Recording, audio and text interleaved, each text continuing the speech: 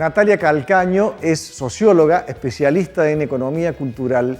Ella se desempeñó como directora de Industrias Culturales en la gestión de gobierno de Cristina Fernández de Kirchner. Estuvo por Córdoba y aprovechamos para charlar con ella y hacer una evaluación de lo que han sido las políticas culturales llevadas adelante en los últimos 3 años y medio, en lo que es la gestión del presidente Macri y el impacto que estas políticas culturales han tenido en las prácticas, en el derecho al acceso a la cultura que está garantizado por nuestra Constitución. Han sido años durísimos en términos, yo diría que ha sido la peor gestión cultural de la historia de la Argentina, pero lo digo después de haberlo pensado, analizado, desde todo punto de vista, de la cosa más elemental, que es que le bajaron la jerarquía, y no solamente de ministerio a secretaría, sino que lo ubicaron a la cultura en el Ministerio de Educación, que esa es como una discusión que la cultura viene dando desde el ámbito de UNESCO, digo, históricamente y a nivel mundial desde hace décadas, y había sido un avance enorme para el sector de la cultura nacional, y esto lo verificás en toda América Latina hace 15 años, que se salió de las áreas de educación entendiendo que no es la hija menor, la hija boba de la educación, y que un Ministerio de Educación tiene que tener una política rectora en términos de política educativa, y eso se entrecruza como se articula la cultura con todas las áreas de la sociedad, pero no tiene nada que ver con la política cultural. Entonces, primera cosa es no entender a la cultura, minimizarla como derecho, porque le sacás el lugar jerárquico y la ponés como subsumida a otras garantías, a otros derechos, a otra mirada. Y encima creo que la política que se desplegó, que no es que no la hubo, fue bastante perversa en el sentido que se trató más que nada como de desangrarla, diría yo, vaciarla, pero no de hacerse cargo de cuál es el proyecto cultural que tiene el gobierno actual y entonces desplegarlo desde el Estado, sino que cederle ese lugar al mercado, que sean las grandes empresas de la comunicación y de la cultura las que digiten, organicen y nos hagan a nosotros pensar y organizar nuestros contenidos culturales. El acceso a la producción estuvo definida por el mercado. El Estado se retira y además de eso con una manera, yo diría, un poquito perversa, porque si vos ves, casi no se cerró ningún programa, prácticamente no se cerraron institutos, simplemente se los desfinanció, por eso digo desangrar. Que digamos, puntos de cultura, el MICA, el Fondo Nacional de las Artes, el Fondo Argentino de Desarrollo Cultural, distintos programas que uno puede criticar, pueden ser mejores, pero que eran emblemáticos del Ministerio de Cultura del gobierno anterior, todos existen por resolución, creados, simplemente que no hacen nada, porque no tienen presupuesto. Entonces, por eso lo digo un poquito perverso, porque es seguir sosteniendo supuestamente la misma cáscara, o sea, no hacerse cargo de que hay otra mirada, aunque en algunas cosas sí, pero bueno, desfinanciarlo, desregular y dejar que el mercado digite y organice. Y por último, ser un lugar de propaganda, de persecución, de estigmatización de la política en la cara del ministro Abeluto, que básicamente, más que hablar de política cultural, se dedicó a estigmatizar, a discutir, a pelear, a maltratar a distintos funcionarios y políticas del gobierno anterior en nombre de una especie de opinólogo, de intelectual del macrismo, de una manera que, bueno, digo hasta desde los tuits de cuál es tu golpe preferido, va a quedar para la historia. Un hombre que representa la investidura del Estado Nacional y que su rol sea hablar de Batman y Robin, los pitufos, con Marcos Peña y Macri, una cosa y muy estigmatizante y muy persecutoria. Yo creo que el Estado en materia de política cultural tiene un rol fundamental que no es reemplazar al mercado, no es que es Estado o mercado, sino que tiene que ser una labor en el capitalismo que vimos articulada e integrada, en donde el mercado produce y el Estado garantiza el derecho a la cultura. ¿Y cómo lo garantiza el Estado? Me parece que más que ponerse a producir, digamos, que para eso los contenidos está el mercado, tiene que garantizar la diversidad. La cultura, si no es diversa, no es cultura. O sea, lo dice la declaración de UNESCO firmada en 2001 por todos los países pertenecientes a la ONU, que es la Declaración de Diversidad Cultural de la UNESCO. Si los contenidos no son diversos, es pensamiento único, es totalitarismo, y en ese momento estamos no accediendo al derecho humano a la cultura. Para poder ejercer plenamente ese derecho los ciudadanos y ciudadanas, tenemos que acceder a la diversidad y a partir de esa diversidad de contenidos, de lenguajes, de texturas, de miradas, uno tomar y forjar su propia identidad y su propio pensamiento. Entonces, si el Estado no interviene en el escenario de la cultura para garantizar esa diversidad, el mercado no lo va a hacer, pero no porque sea malo el mercado. El mercado lo que hace es producir y buscar ganancia y rentabilidad, y está bien eso. Así como no le podemos pedir al Estado que dé ganancia, el Ministerio de Cultura, que un poquito lo piensa esta gestión, porque los museos nacionales querían que hagan merchandising, sino que se fijen cómo, pero que ganen, o que cobren entradas, se cobra entrada al Museo de Bellas Artes, que empiecen a cobrar entrada a ver si logran tener una cuenta equilibrada como si fuera un emprendimiento productivo del mercado. Me parece que a cada institución le corresponde lo que su misión y función acredita, y entonces el Estado tiene que garantizar la diversidad en articulación con el mercado que produce. Te escuchaba y pensaba en la salud o en la educación, que también son grandes actividades económicas y generan enormes ganancias a muchas empresas. Ni la salud ni la educación dejan de tener su dimensión de negocios y su dimensión económica, pero son ante todo un derecho, y desde ahí el Estado debe garantizar el acceso a la educación y el acceso a la salud para todos y todas. La cultura también, es exactamente la misma situación. Es otra forma de garantizar ese derecho, porque bueno, no es lo mismo que la salud y la educación, y por eso es lo que decías vos, el acceso a los contenidos diversos, sea cual fuera el lugar donde se vive, el género, la situación socioeconómica.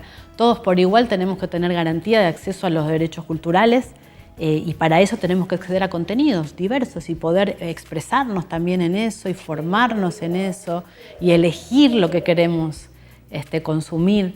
Y ese piso básico de acceso a contenidos es claramente un rol del Estado. Yo creo que parte de lo que podríamos rediseñar y hacer mejor en un nuevo ciclo está justamente en que fue, como vos decís, muy diverso y como yo digo que es como una especie de islitas, como un archipiélago. Y si lográramos que esa política cultural se uniera, tendría el tamaño de un continente, no de una islita. Y entonces tendría una potencia y una fuerza exponencial. Viste que dicen que el todo es más que la suma de las partes. Creo que la política cultural del gobierno anterior tuvo cosas muy buenas, que por ahí no lograron la visibilidad ni la fuerza al no estar unidas en un proyecto cultural claro que nos incluya a todos los que generábamos esa política. En eso hago una nota al pie. Creo que pensar la cultura separada de la política de la comunicación, que también fue la comunicación no en términos de prensa y medios, sino digamos, las políticas del acceso a la comunicación y la expresión, creo que fue también parte de lo que nos costó y lo que intentamos ahora reflexionar y repensar como convergiendo en un mismo espacio.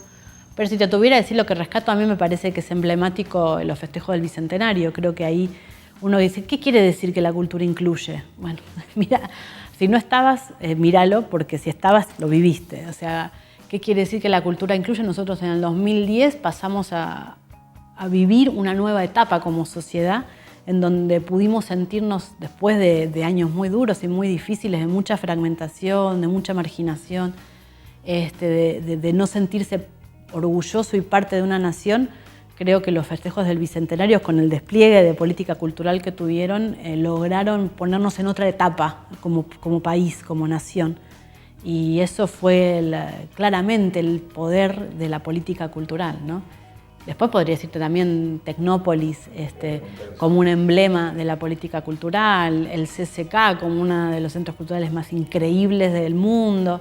Todo esto no lo hizo el Ministerio de Cultura. Ninguna de las políticas que te menciono las desplegó la Secretaría y después Ministerio de Cultura, pero son política cultural y para mí de la más admirable Y mira, una parte importante me parece que es conocer, que es poder hacer un diagnóstico. Yo vengo desde el lado más de la economía y de la cultura, trabajé en industrias culturales, entonces creo que en lo que estoy participando y organizándome es en tener un diagnóstico preciso y más certero de cuál es la situación en términos productivos de la cultura. Eso nos une, como te decía, con la dinámica de la comunicación y cómo está funcionando.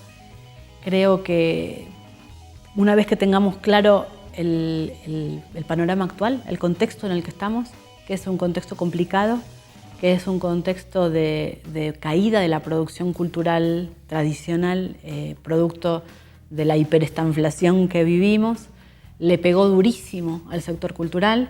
Entonces creo que tenemos que entenderlo y diseñar políticas para volver a encender la cultura. Hay que prenderla de nuevo, así como tenemos que prender la economía, como dice Alberto, creo que tenemos que volver a prender la cultura, que está dañada, que está dolida, que tiene dificultad para producir, pero que se da a la vez con un fenómeno que es el de la convergencia digital, y es que lo que nosotros podemos verificar, yo tengo datos económicos de la cultura y si yo te digo qué pasó con el PBI cultural, vamos a ver que bajó junto con la economía, ¿no? O sea, al mismo ritmo. Y en realidad, si vos mirás históricamente la cultura y el sector tradicional de la cultura, bajó mucho más que la economía, porque es una actividad que se llama elástica, en términos económicos se le dice que es elástica el ingreso. ¿Qué quiere decir? Que cuando se reduce el sueldo, lo primero que resignás es ir al cine, es ir a ver un recital, es ir al teatro, no te compras ese libro. Y los que son inelásticos son la alimentación, el transporte. Esos no se resignan, uno guarda el sueldo para eso. Y al revés, cuando te empieza a ir mejor y empieza a haber un poquito más de plata en el bolsillo, vamos al cine, me voy a dar el gusto de escuchar a tal músico que me encanta, empezás a gastar más en eso. Entonces se siente mucho más el impacto de las variaciones del ingreso en la actividad cultural. Sin embargo, yo miro lo que pasó en los últimos años y el PBI se sostuvo. ¿Y por qué? Porque empezó a jugar con mucho peso cuantitativo el espacio de lo digital, que son básicamente el pase del ingreso hacia el pago de conectividad. Hoy, para acceder a cultura, y sobre todo los jóvenes, los de menos de 25, todos los chicos jóvenes, todos, 100%, vivan donde vivan y tengan la condición social que tengan, acceden a contenidos a través del celular. El celular se volvió la pantalla de acceso a letras, a sonidos, a imágenes, a lo que se te ocurra de cultura.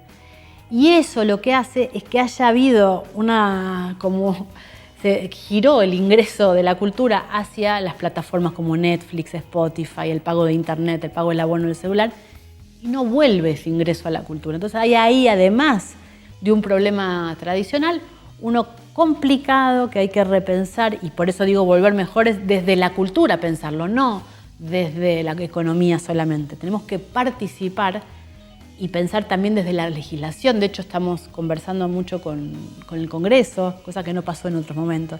Ponele con el diputado Pablo Carro, que es cordobés, trajo muchos proyectos de convergencia digital, entendiéndola como una forma de acceso al derecho a la cultura. O sea, tenemos que innovar en la regulación, innovar en los objetivos políticos y en el objetivo económico para que vuelva a circular correctamente el ingreso al auto. Estos son desafíos que no hemos encarado suficientemente y creo que es importantísimo para poder esto que decías vos, ¿no? Que todos los ciudadanos y ciudadanas de la Argentina puedan acceder más o menos de manera igualitaria a sus derechos culturales.